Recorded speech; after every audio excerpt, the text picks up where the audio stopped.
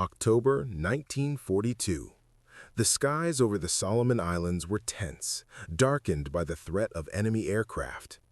This is the engagement that decided control of the air. In the days following the landings on Guadalcanal, American and Japanese forces clashed in a deadly ballet of pilots and carriers, of bombers and fighters, of split-second decisions that would tip the balance in the Pacific. Every plane launched, every formation maneuvered, and every radio call could decide which side would dominate the air. The moment had come, and no pilot, sailor, or commander could predict the outcome. The morning of October 26, 1942, began with low clouds hanging over the waters near Guadalcanal, visibility limited, the air charged with tension, as Task Force 67 under Rear Admiral Richmond K. Turner prepared for what would become a pivotal clash in the Solomon Islands campaign. The U.S. Navy's Enterprise and Saratoga-based aircraft squadrons, alongside Marine Corps F-4F Wildcat units stationed on Henderson Field, were on high alert, scanning the horizon for the first signs of Japanese carriers or reconnaissance planes. Intelligence reports had indicated enemy movements near the Santa Cruz Islands, suggesting that the Japanese intended to regain air superiority and disrupt American reinforcements. Fighter pilots, briefed in hushed tones, studied the latest aerial photos, plotting interception courses, while bomber crews ran final checks on their SBD Dauntless dive bombers and TBF Avenger torpedo bombers. Every piece of machinery, every radio channel, every pilot's nerves were tuned to a single point: the coming engagement that would decide control of the air over Guadalcanal. By mid-morning, radar and visual sightings confirmed the approach of Japanese strike groups. The Japanese carrier Shōkaku, along with Zuikaku, were reported some 150 miles northeast, escorted by heavy cruisers and battleships under Vice Admiral Nobutake Kondo. American commanders faced a dilemma: launch a preemptive strike to gain the first advantage, or hold aircraft in reserve to defend Henderson Field against inevitable attacks. By 10:15 a.m., the decision came from Rear Admiral Frank Jack Fletcher. American carrier planes would launch in coordinated waves, fighters leading to clear the skies, followed by dive bombers and torpedo planes, each unit assigned precise targets. From the flight decks, pilots ran through the motions rapidly but deliberately, checking guns, adjusting bomb sights, starting engines, aware that the slightest mechanical failure could mean the end of a plane and crew.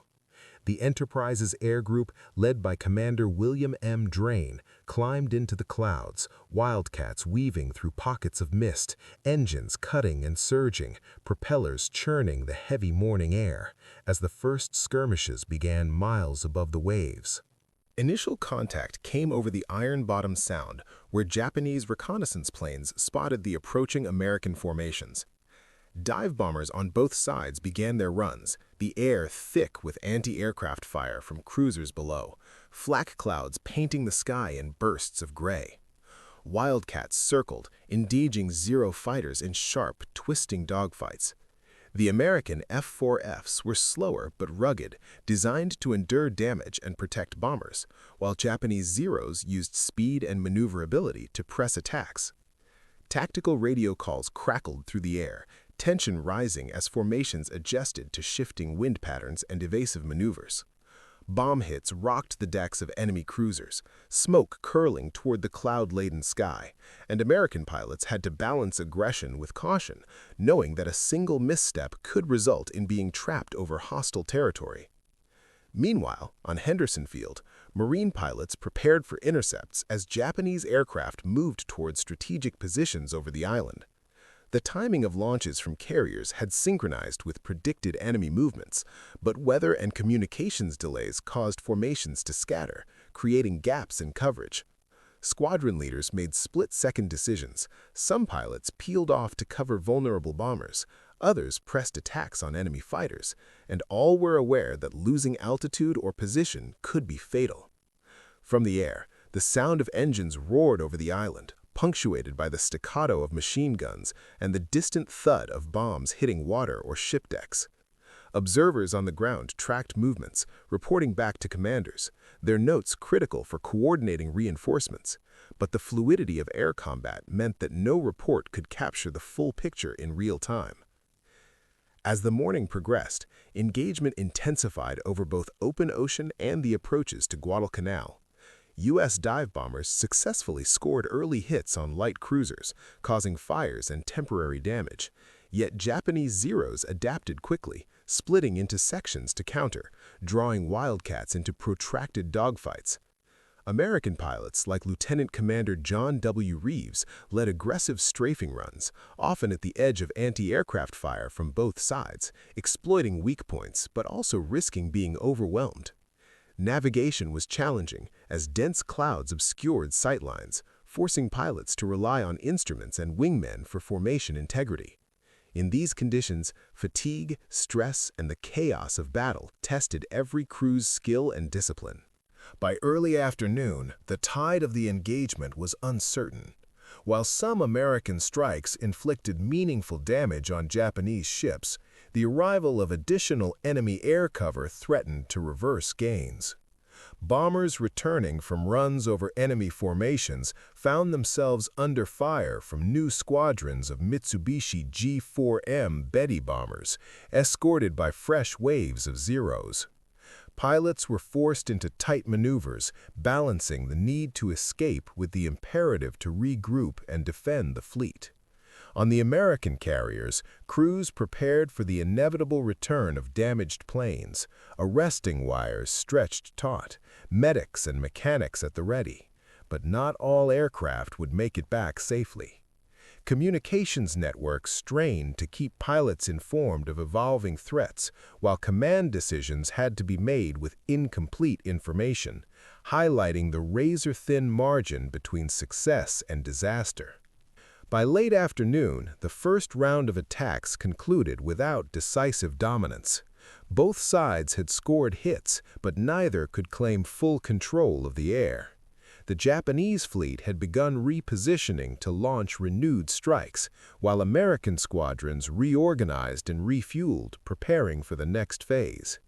Rear Admiral Fletcher and Marine Colonel James H. Doolittle, observing from separate command posts, faced an impossible calculation: commit all remaining aircraft to a high-risk offensive or hold forces to defend Henderson Field and the fleet.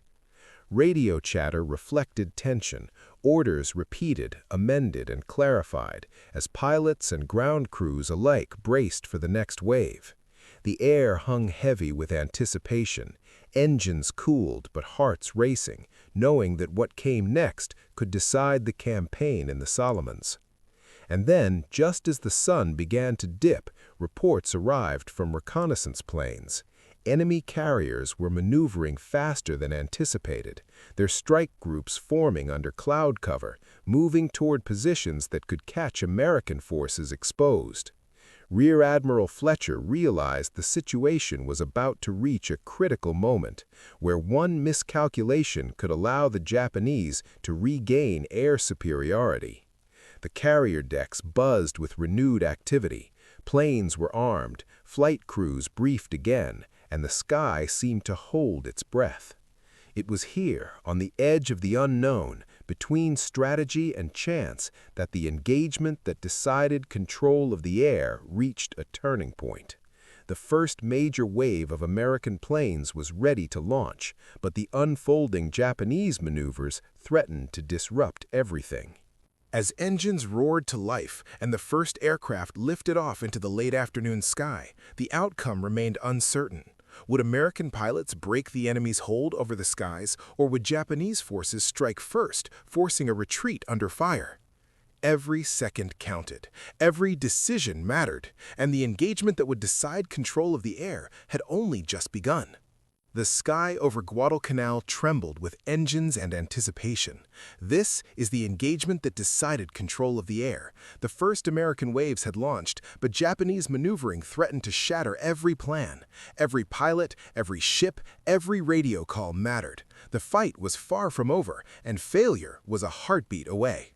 The late afternoon of October 26, 1942, brought chaos and intensity as American squadrons advanced toward Japanese formations. Wildcats from VF-5 and VF-6, flying from Enterprise and Saratoga, wove tight defensive patterns, covering SBD Dauntless dive bombers from VB-5 and VB-6 as they climbed into attack positions. Overhead, Mitsubishi A-6M Zeros of the Imperial Japanese Navy, skilled and relentless, probed American formations, seeking gaps to exploit. The first bombs dropped on the enemy carriers, striking decks and lightly damaging anti-aircraft emplacements, but Japanese planes quickly regrouped. Each maneuver required split-second timing. Bombers diving too early risked flak bursts, too late, and targets might disappear behind smoke and evasive turns. Below, cruisers and destroyers of both fleets churned the sea into foam, firing salvos that left the air thick with shrapnel, smoke, and tension. The American strike faced immediate peril. As Dauntless crews released bombs, Zeros dove in, attacking with precise deflection runs.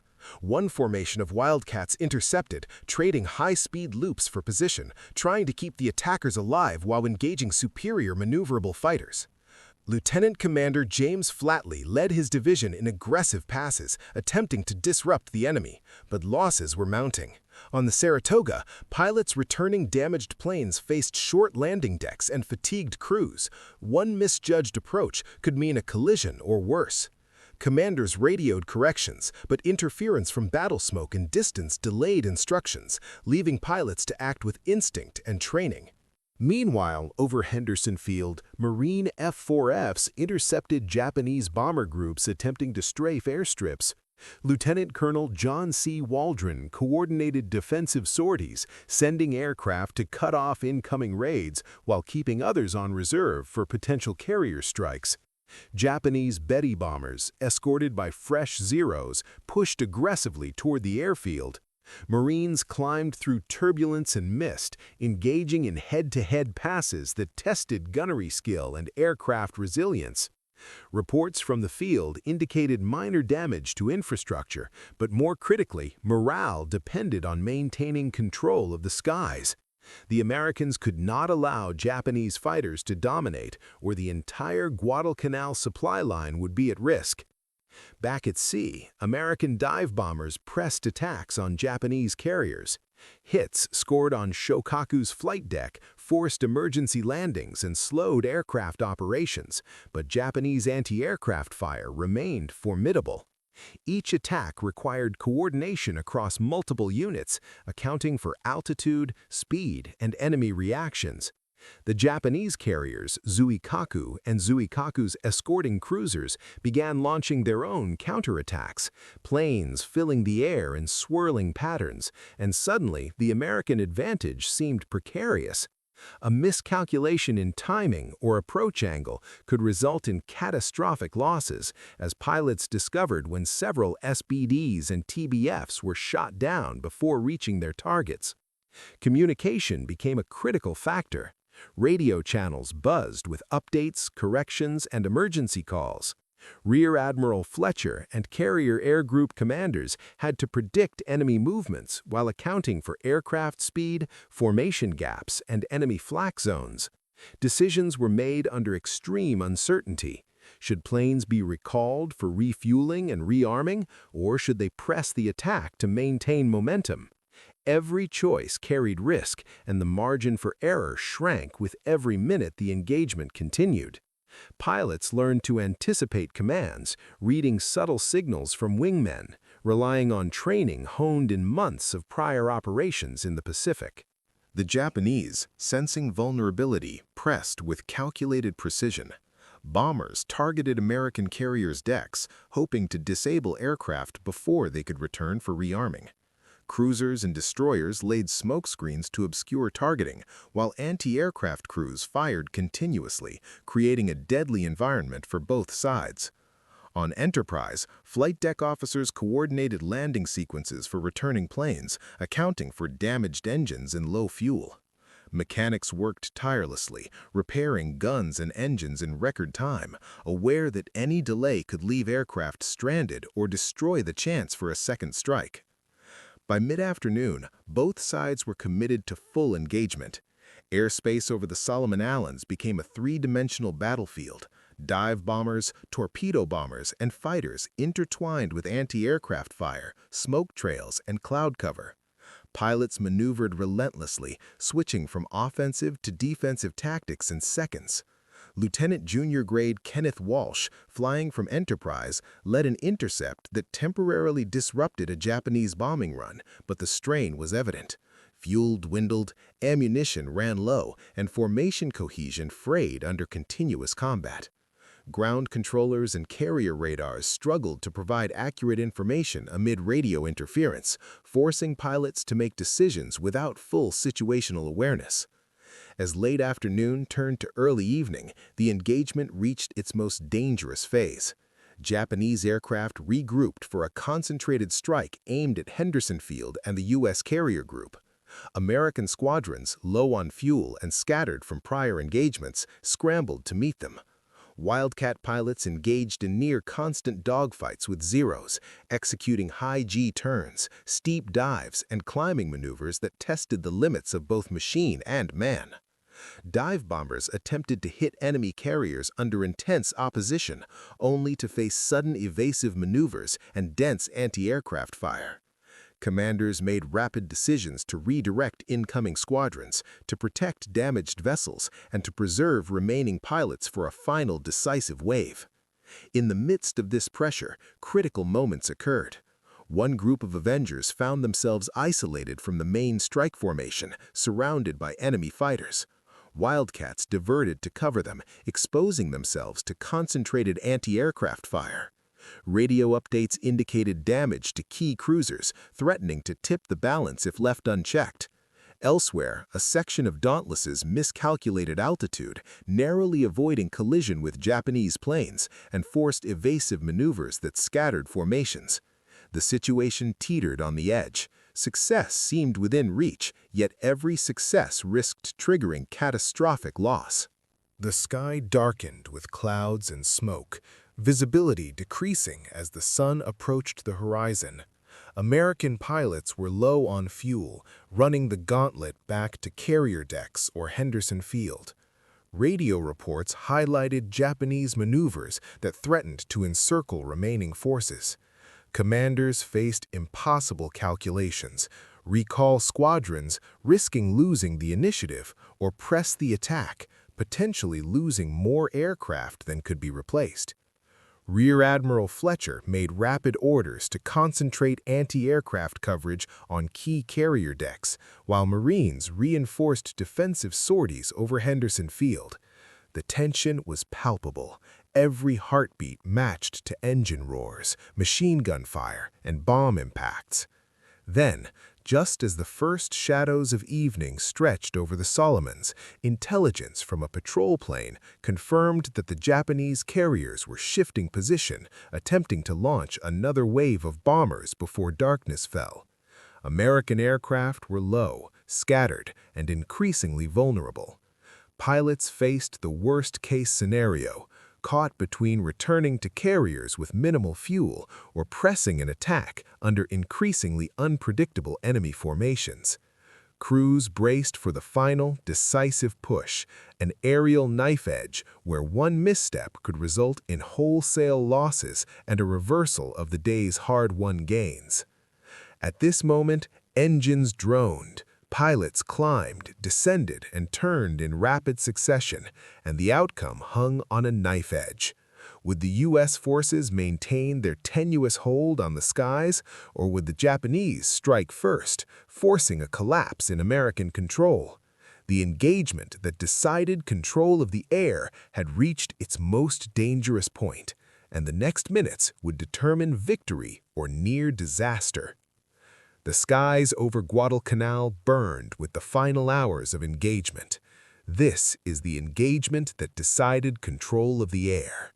Pilots, carriers, and ground forces had endured relentless pressure, and now the moment of outcome arrived. Every maneuver, every strike, every decision would define the Pacific campaign in the days to come. As the evening of October 26, 1942 deepened, American and Japanese forces entered the final decisive phase of the engagement. Pilots, exhausted from hours of dogfighting and bombing runs, began to assess the battlefield from the air. Wildcats of VF-5 and VF-6 intercepted Japanese Zeros attempting late sorties, forcing them into evasive turns and defensive spirals, buying critical time for returning bombers.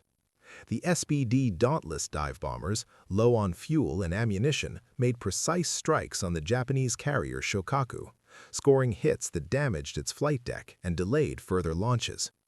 TBF Avengers coordinated with remaining SBDs, targeting cruisers and supply vessels, carefully avoiding collisions with friendly fighters.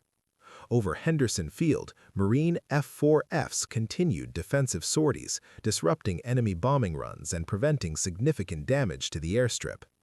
Commanders monitored fuel reserves, munitions, and aircraft readiness, making calculated decisions under pressure, balancing risk against opportunity.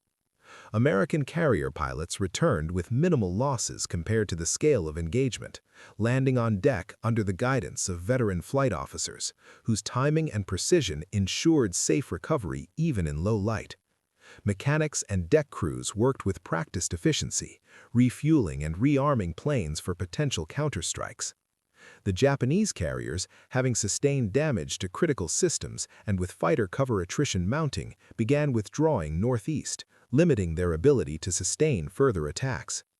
Rear Admiral Fletcher coordinated air cover for the retreating enemy, maintaining pressure while safeguarding the fleet, preventing the Japanese from regrouping or exploiting temporary openings. At sea, the Japanese formation, although still operational, had suffered disruptions in cohesion. Anti-aircraft batteries fired continuously, yet coordination had diminished under the strain of prolonged combat. American naval forces, including cruisers and destroyers, maneuvered to cover retreating carriers while still providing support for ongoing air operations. The combination of carrier strikes, fighter cover, and ground-based interception created overlapping layers of defense, forcing the enemy to adjust plans and reducing their offensive capability. Radio traffic indicated confusion in Japanese command, with delays and contradictory reports complicating tactical decisions. The American command exploited these gaps, maintaining an aerial advantage that prevented the Japanese from asserting control of the skies over Guadalcanal. By early evening, the final engagements were underway. Wildcats and Zeros clashed in scattered skirmishes, but diminishing fuel and mounting losses forced many enemy aircraft to disengage or risk being stranded. Dive bombers completed their runs on isolated Japanese vessels, scoring hits that hampered flight operations and slowed maneuvering. Ground observers at Henderson Field noted that American air and naval forces retained the initiative, while Japanese forces had expended significant resources without achieving decisive breakthroughs. The battle had reached a point where the U.S. retained air superiority over Guadalcanal, shaping the strategic environment for the days ahead. Crucial decisions made under extreme uncertainty now bore fruit. Pilots who had faced overwhelming odds returned to carriers or airfields, their experience and coordination maintaining operational readiness for future sorties. The combination of persistent defensive tactics, aggressive but measured offensive strikes, and coordinated support from naval gunfire prevented the Japanese from exploiting numerical or tactical advantages. Commanders debriefed crews rapidly, reinforcing lessons learned, while preparing for the next phase of a campaign in the Solomon Islands. Communications lines stabilized, and situational awareness improved as night fell, allowing remaining forces to regroup safely. The impact of the engagement became clear in the aftermath. Japanese plans to dominate the airspace over Guadalcanal were delayed, their carriers unable to sustain continuous sorties. The U.S. Navy and Marine Corps established a more secure environment for supply lines and troop movements, essential for the consolidation of Henderson Field. Intelligence assessments noted the attrition in Japanese aircraft and pilots, as well as the cumulative effect on morale and operational tempo.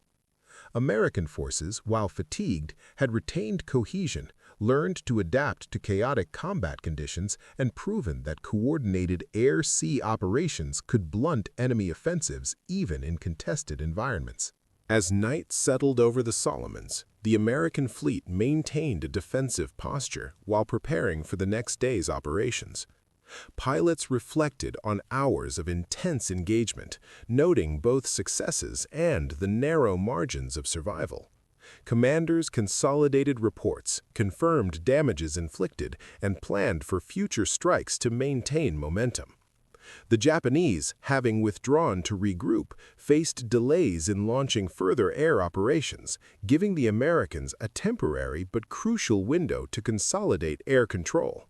Henderson Field remained operational, aircraft were serviceable, and morale was reinforced by the knowledge that the day's decisions, skill, and coordination had averted potential disaster. The engagement had decisively shifted the balance of air power over Guadalcanal. Control of the skies allowed American forces to maintain supply lines, support ground operations, and project naval power effectively. Lessons learned in coordination, timing, and adaptive strategy would inform future operations across the Pacific theater.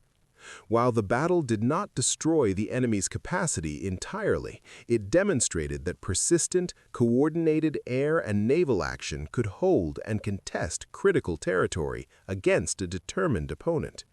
The engagement that decided control of the air had reached its conclusion, leaving the U.S. with a stronger position in the Solomons and setting the stage for continued campaigns to dominate the Pacific skies.